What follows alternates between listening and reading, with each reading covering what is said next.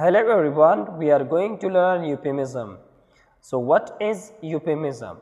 Etymologically speaking, the term euphemism is derived from the Greek word euphemismus, which means to sound good or good speech. Well, it is the etymology of the term, but what actually is euphemism? So, different people have defined it differently, but the easiest definition is euphemism refers to a polite or mild phrases which substitute unpleasant ways of saying something said.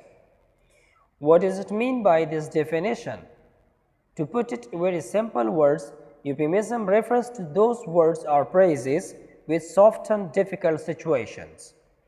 For example, if someone dies, so we do not say harshly that he has died, but we say he has passed away. Though the sense of the two sentences are the same, but the one is harsh and the second one is mild or soft. There are many examples, so let me give you some of them. For example, the first one is, she is a curvy woman.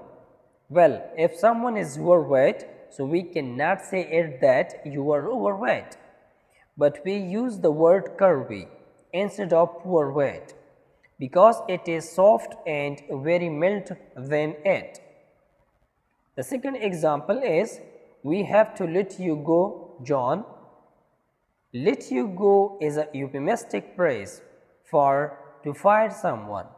If someone is working for you and you are going to dismiss him from the position or from the job, then you can say to let someone go, because it is nicer than to fire someone.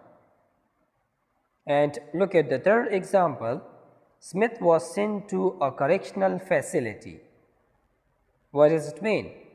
A correctional facility is more nicer sounding phrase than a jail or prison.